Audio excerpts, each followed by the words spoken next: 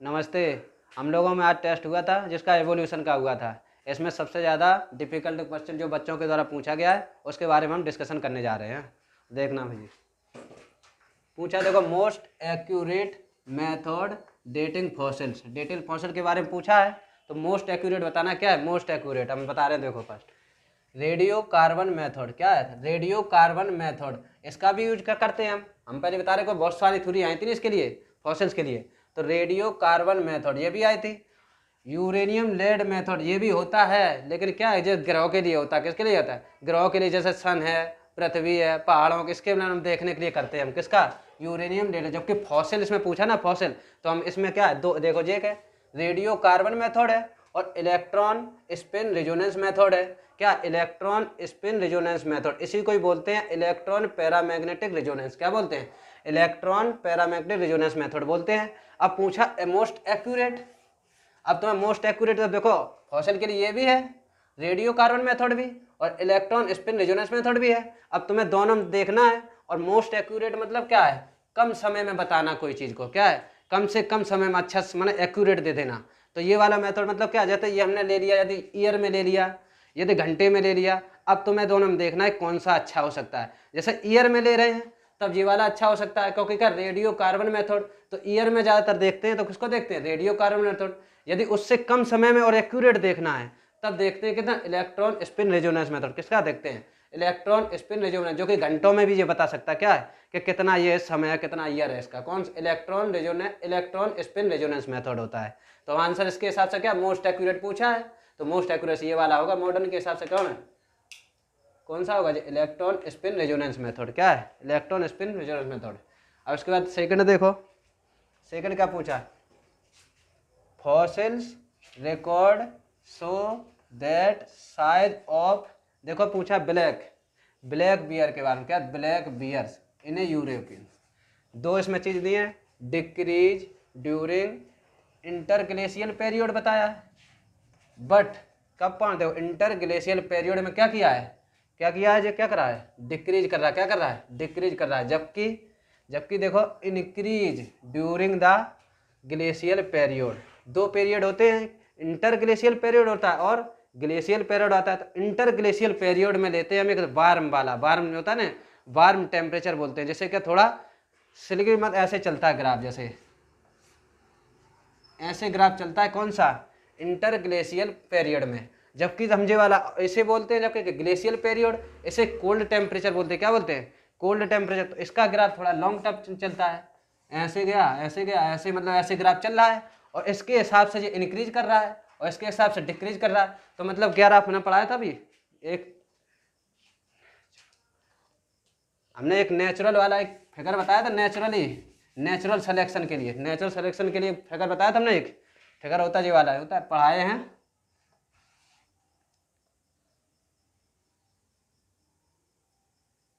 ये एक फिगर होता है, इसमें 3 फिगर हमने बांटे थे। जैसे ये क्या है, ये नेचुरली वाला एक तरह है, और इसमें 3 बांटे थे हमने, स्टेबलाइजिंग, डिस्ट्रक्टिव और डायरेक्शन। क्या? डायरेक्शन। अब ये क्या कर रहा है, देखो पहले, ब्लैक बियर यूरोपियंस किसके हिसाब से डिक्रीज हो रहा है? इंटरग्लेशियल, मतलब एक तरह डिक्रीज ही तो किया है। क्या किया? डिक्रीज किया, या तो इंक्रीज किया है। तो एक ही साइड तो जा सकता है, या तो ग्राफ इस साइड चला जाए या तो इस साइड चला जाए। किस साइड चला जाए? हमने बताया था 3 बताया। तो स्टेबलाइजिंग मतलब एक तरफ क्या बन रहा था, ग्राफ पीक पे जा रहा था। जबकि डिस्ट्रप्टिव में ना, दोनों तरफ ग्राफ दोनों साइड बढ़ रहा था। क्या था? दोनों साइड बढ़ रहा था। तो डिस्ट्रप्टिव ऐसे हो जा रहा था, ग्राफ ऐसे बन जा रहा था। जबकि डायरेक्शनल, जब इसमें देखो क्या दिया है, बढ़ ही तो रहा है, या तो घट सकता है तो बढ़ सकता है। तो डायरेक्शन ही तो जा सकता है। डायरेक्शन हमने बताया, जैसे ये वाला ग्राफ कॉमन लेके बता रहे हैं हम, सीधा क्या कर जाता है, एक डायरेक्शनल में चला जाता है, एक तरह की तरफ बढ़ गया या तो घट गया। तो इसके हिसाब से आंसर देखो कौन सा होगा। क्या देखो, क्या इसे पीक में जा रहा है एक, तो पीक में तो मतलब जब जाता है, जब एवरेज में सब चीजें जाए तब पीक में जाता है। डिस्ट्रप्टिव मतलब क्या, दोनों तरफ डिस्टर्ब, कुछ बीच वाली गायब हो चुकी है, या तो इस साइड बढ़ रहा है तो इस साइड बढ़ रहा है। अब इसमें क्या कर रहा है, या तो घटेगा ही या तो बढ़ेगा ही। इसने 2 ऑप्शन ही दे दिया है। और जबकि वार्म वाले में क्या घटता है, एक तरह क्या करता है, वार्म में मतलब जिग हमने ग्राफ बताया था ना अभी, फास्ट चलता है, और फास्ट चलने में तो घटता है। क्या करता है? फास्ट के समय। जबकि हमने बताया एक ग्राफ ज़्यादा और बढ़ जाता है, लंबा चलता तो समय मिल जाता, समय मिलने से क्या बढ़ जाता है थोड़ा। ग्राफ लंबा चला जाता है, तो इसलिए क्या स्पीसीज बढ़ने लगती हैं। तो इसके हिसाब से अब क्या एक डायरेक्शन या तो बढ़ेगा या तो घटेगा, और उसमें कौन सा आता है, डायरेक्शनल वाला आता है। कौन सा आंसर आता है, डायरेक्शनल वाला। अब डायरेक्शनल वाला आप देखो कौन सा ऑप्शन है, देख रहे हैं, देखो स्टेबलाइजिंग हमने बताया, एवरेज दोनों बढ़ना चाहिए पीक पे, तो ये तो है नहीं। सेकंड हमने बताया डायरेक्शनल सिलेक्शन, यही हमने बताया था डायरेक्शन या तो घटेगा या तो बढ़ेगा, तो यही वाला एक आंसर सही है। अब इसके देखो डिस्ट्रक्टिव मैंने बताया, तो या क्या बीच वाला एवरेज वाला क्या नीचे चला जा रहा, दोनों साइड बढ़ने लगे। मन नेचुरल सिलेक्शन बता रहे हैं, ऐसा नहीं नेचुरल सिलेक्शन बता रहे कैसे कैसे होता है। तो इसके 3 हमने ग्राफ बताए थे, तो ये वाला तो है ही नहीं, ये डिस्ट्रक्टिव तो है ही नहीं। इसके बाद क्या है, ब्रांचिंग सिलेक्शन, बैलेंसिंग सिलेक्शन, ये तो है ही नहीं, कुछ का मतलब ही नहीं कुछ, क्योंकि 3 ही हमने मुझे ग्राफ के इसमें 3 बताया था हमने, सेलेक्टिव, डिस्ट्रक्टिव, डायरेक्शन, तो ये 3 में यही वाला है आंसर। कौन सा है, डायरेक्शनल। अब थर्ड देखो क्वेश्चन, थर्ड वाला, read the following statements A to D. अब देखो यहाँ पढ़ा, अब देखो तुरंत नीचे वाले चला जाएगा करो, तब पता चल जाता है how many statement are incorrect, क्योंकि नीचे जाने से पता चल जाता है कि क्या पूछा है। यदि तुमने पढ़ना शुरुआत इसका दिए टाइम अपना बर्बाद किया, प्लस नीचे पता नहीं क्या पूछा हो, तो तुरंत ये पहले ए से डी पढ़ा, तो नीचे वाले तुरंत नीचे वाले ऑप्शन में जाओ कि क्या पूछा क्या इसने, या तो करेक्ट पूछा क्या इनकरेक्ट, ये पहले देख लो। तो क्या पूछा है, इनकरेक्ट के बारे में पूछा है। अब हमें आप पढ़ेंगे नहीं, शुरुआत से पढ़ रहे क्या क्या है, सही है कि नहीं। According to de Vary's evolutions is jerk and discontinuous process। हमने 2 प्रोसेस बताई थी, एक डार्विन की और डिस्ट्रक्टिव और डी वेरीज वाली।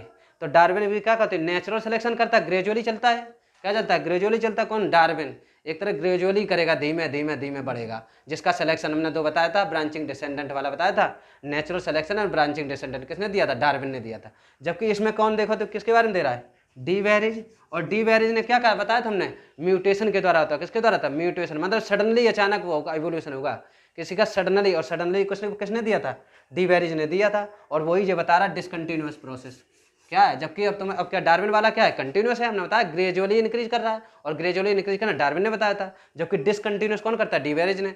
तभी तो उसने क्या इवोल्यूशन पर बताया था, इक्वेशन भी आती है इसकी, क्यों ना थी, ए प्लस, इसकी इक्वेशन थी ए प्लस बी, नॉर्मली बता रहे हैं क्या, इसका वर्ग करके देखना तब क्या आता है, a square plus b square plus 2ab, ये वाला था। यदि ये डिस्टर्ब हो रहा है, यदि ये डिस्टर्ब हो गया ये इक्वेशन, क्योंकि बराबर क्या होता है, 1 आता है, और बराबर 1 होता है। अब ये इक्वेशन यदि क्या डिस्टर्ब हुई, तब ये वाली फॉलो हो जाएगी, क्योंकि तब एवोल्यूशन तुरंत हो जाएगा, क्या हो जाएगा, एवोल्यूशन हो जाएगा। यदि 1 के बराबर क्या 1 के बराबर नहीं आया तब। तो ये किसने बताया था, डी वेरीज ने बताया, किसने बताया था, डी वेरीज ने। तो ये वाला ऑप्शन सही है। पूछा क्या, देखो इनकरेक्ट पूछा है, original ideas of A survival of fittest, ये सर्वाइवल ऑफ फिटेस्ट है, ये survival of fittest was proposed by Herbert Spencer. Herbert Spencer, हमने इसके बारे में क्या बताया, तो नेचुरल, अभी देखो अभी तुरंत बताया, नेचुरल सिलेक्शन किसने दिया था, डार्विन ने दिया था। किसने दिया था, डार्विन ने। और डार्विन के पहले भी तो आए होंगे साइंटिस्ट कोई, तो डार्विन के पहले ये साइंटिस्ट आया, तो उसने मतलब डार्विन की थ्योरी दी थी, लेकिन उसने थोड़ा बहुत बता पाया कि इसमें ये होता है, नेचुरली होता है बकाया, लेकिन पूरी तरह डार्विन ने बताया था कि कैसे कैसे होता है। जैसे डार्विन ने बताया ग्रेजुअली बता दिया था, कैसे बता दिया, ग्रेजुअली चल रहा है, उसमें रिप्रोडक्टिव वाला प्रोसेस जोड़ दिया था डार्विन ने, लेकिन ये रिप्रोडक्टिव वाला नहीं बता पाए थे। कौन, हर्बर्ट स्पेंसर। ये खाली नेचुरली बता दिया कि हाँ नेचुरली कुछ होता होगा, बस इतना ही ये बता पाए। इसके बाद डार्विन थ्योरी आई, और डार्विन ने फिर एडवांस निकल के आई, इसने बताया क्या, रिप्रोडक्शन के पूरा इसने ले लिया, क्या ले लिया था, रिप्रोडक्शन, जितना अच्छा रिप्रोडक्शन होगा उतनी ज़्यादा प्रोजनी होगी। तो इसके बारे में किसने बताया था, डार्विन ने। लेकिन डार्विन की थ्योरी है एक तरह, इसने बताया, डार्विन की थ्योरी को बताया, लेकिन बहुत पहले, मतलब शुरुआत में इसी नहीं बताया था। किसने बताया था, इसने, कौन है, हर्बर्ट स्पेंसर। तो ये भी सही है। इसके बाद क्या है, formation of sub species and races an example of macro evolution, ये भी बताया था माइक्रो इवोल्यूशन के बारे में।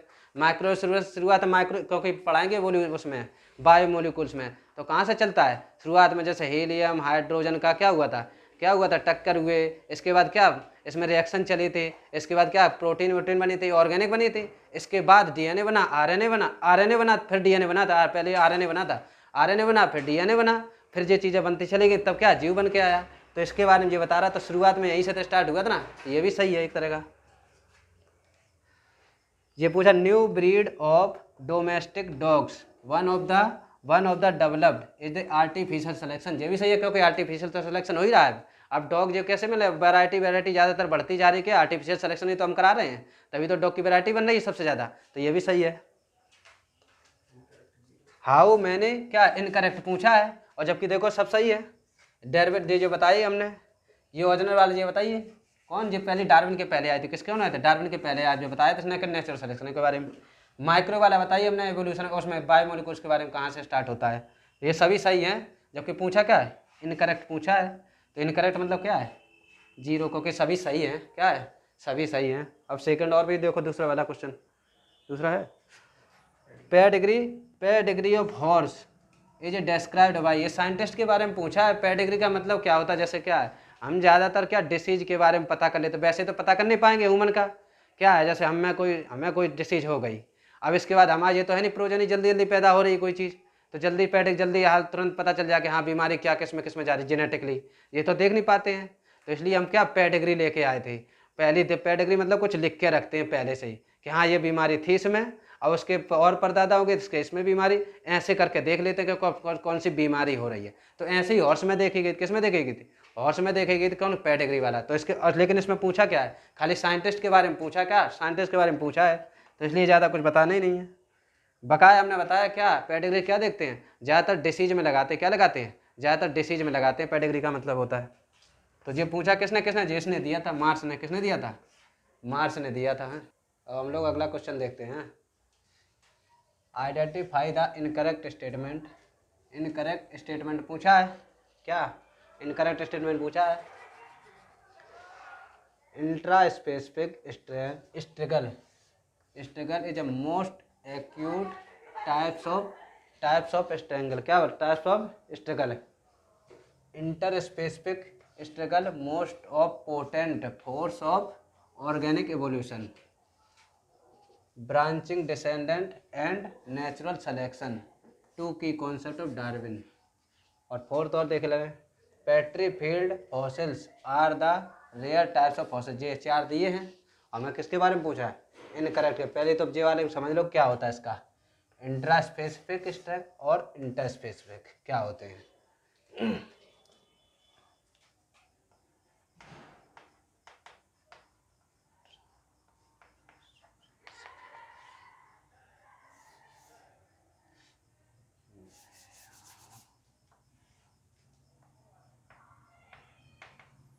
इंट्रा और इंटर 2 हैं। स्ट्रगल क्या पूछा, देखो मोस्ट एक्यूट और मोस्ट पोटेंट का मतलब ही क्या होता है। इंट्रा मतलब क्या है, सेम स्पीसीज एक तरह का, और एक ही एरिया में रह रहे हैं। एक हमने कोई एरिया लिया, ये है एक एरिया, और इसी एरिया में इंट्रा मतलब का सेम स्पीसीज कोई होगी, जैसे गोट हो गई, जैसे भेड़िए हैं, एक ही स्पीसीज होनी चाहिए और एक ही एरिया में। ऐसे इंटर स्पेसिफिक मतलब दूसरी हो गई, दूसरी जैसे क्या कोई गोट आ गई और इसमें और भी कोई क्या, जैसे कि क्या है जो और दूसरा भी कोई हम स्पीसीज डाल दें एक ही एरिया में, तो क्या इंटर में से डिफरेंट स्पीसीज हो गई, इसमें डिफरेंट स्पीसीज हो गई, क्या हो गई, different species but same area या सेम रिसोर्स। कुछ खाना आना है तो सेम रिसोर्स होना चाहिए, तभी तो कम जी तो तारे। मोस्ट एक्यूरेट स्ट्रगल मतलब ही होता है स्ट्रगल करना किसी का। तो अब देखो, अब क्या हमने बताया, डिफरेंट इंटर वाला है, जबकि intra mean same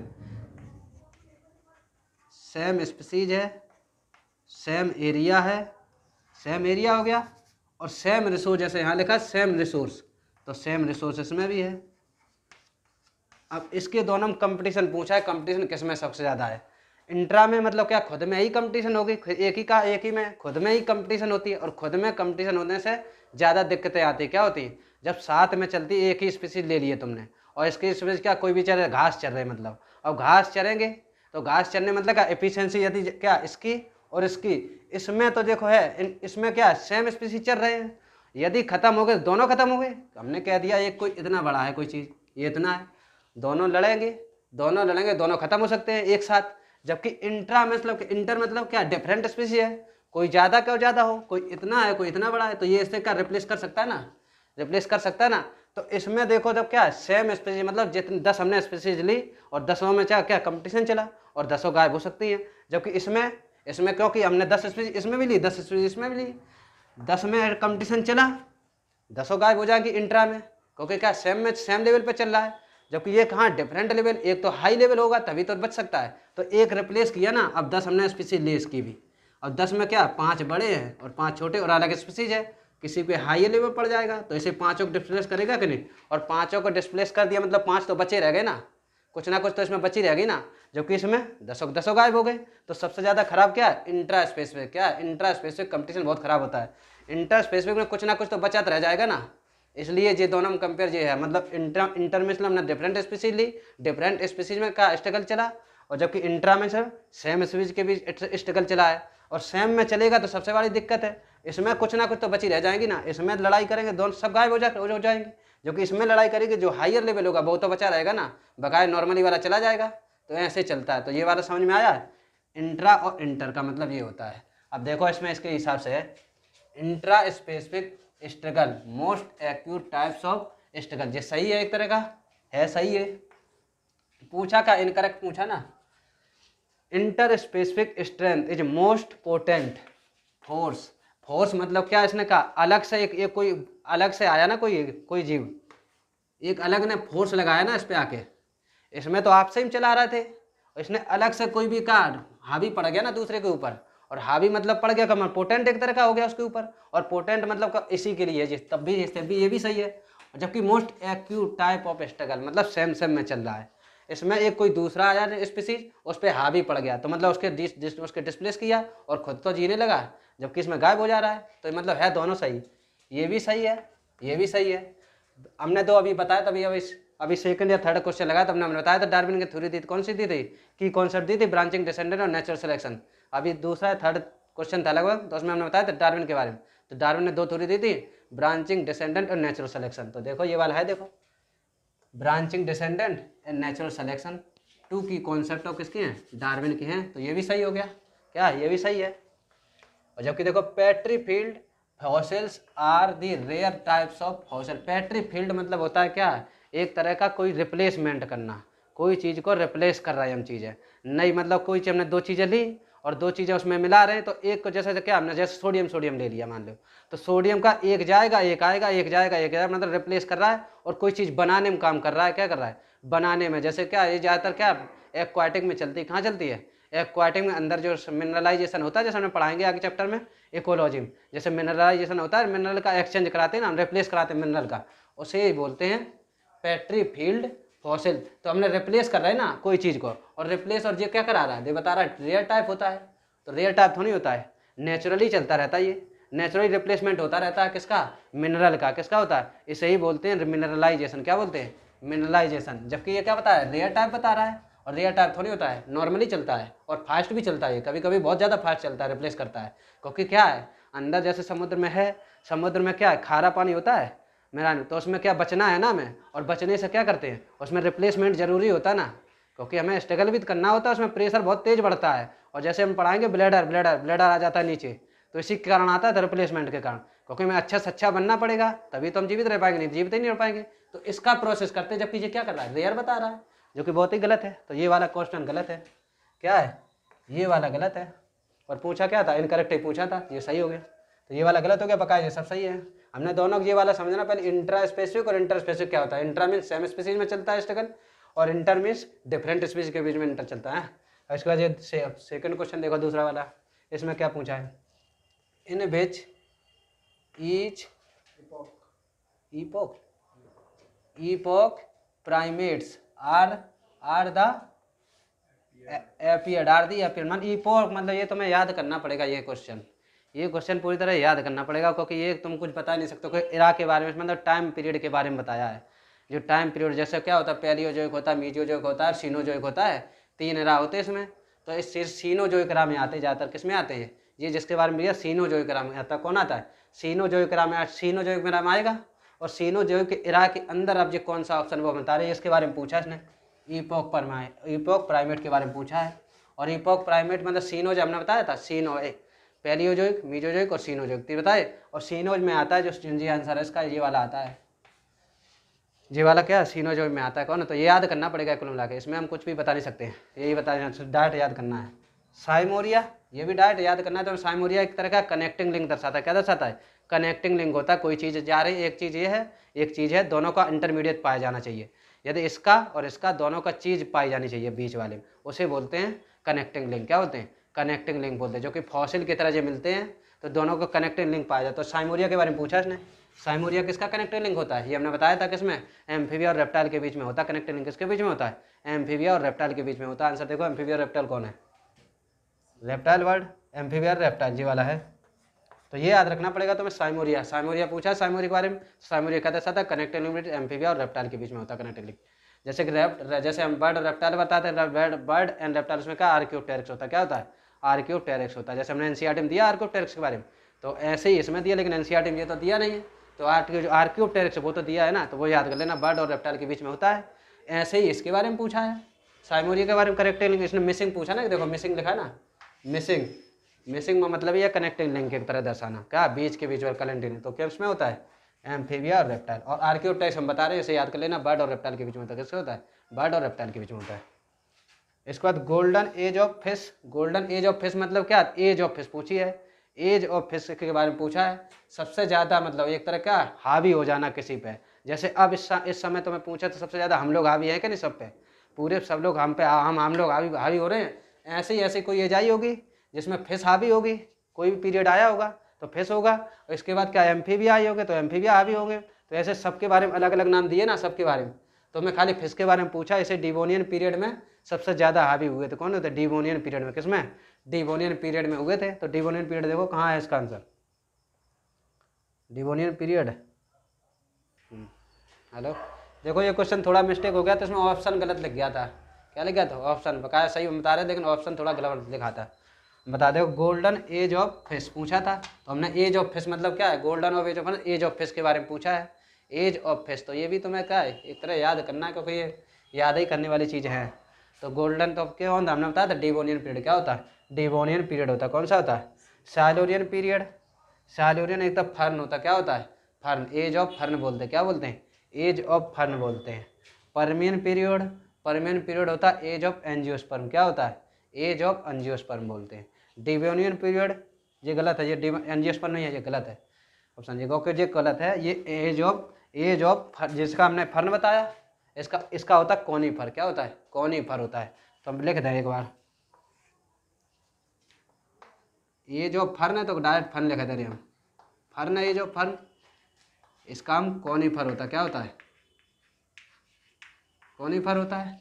Devonian period का ये फिश होता है। क्या होता है? फिश। टर्सरी पीरियड का एंजियोस्पर्म होता है। क्या होता है? एंजियोस्पर्म होता है। क्या होता है? अब ये चार मतलब याद ही करना है कुल मिलाकर, लेकिन जिसमें क्या पूछा है? फिश के बारे में पूछा है। गोल्डन एज ऑफ फिश तो कौन होता है? डिवोनियन होता है। बकाया तुम्हें ये याद ही करना है। साइलोरियन में फर्न आता है, एज ऑफ फर्न होता है। पर्मियन में कोनीफर आता है। जबकि क्या टर्सरी पीरियड में एंजियोस्पर्म आता है। कौन आता है? एंजियोस्पर्म। फिश के बारे में पूछा तो ऑप्शन क्या होगा? Devonian period. क्या होगा? डिवोनियन पीरियड होगा। इसके बाद और नीचे वाला देखो, whose work on the plant of Oenothera lamarckiana. मैंने प्राइमोज के बारे में पूछा। क्या पढ़ा? इवनिंग प्राइमोज के बारे में पूछा गया। और इवनिंग प्राइमोज किसने दिया था? किसने दिया? डिवेरिज ने दिया था। ह्यूगो डिवेरिज ने दिया था। किसने दिया था? ह्यूगो डिवेरिज। कहाँ है? जी है, ह्यूगो डिवेरिज ये दिया था। किसने? ह्यूगो डिवेरिज ने बताया था। मैंने इसने ह्यूगो डिवेरिज ने क्या दिया था? एक था, अभी बताया था भाई, अगले क्वेश्चन किया था ना डिवेरिज के बारे में। तो डिवेरिज का हमने उसके बारे में बहुत अच्छी तरह बताया था। क्या? म्यूटेशन थ्योरी दी थी। क्या दी थी? म्यूटेशन थ्योरी थी, जो सडनली मतलब क्या इवोल्यूशन लेके आता है। क्या लाता है? सडनली। ओके, बस बस।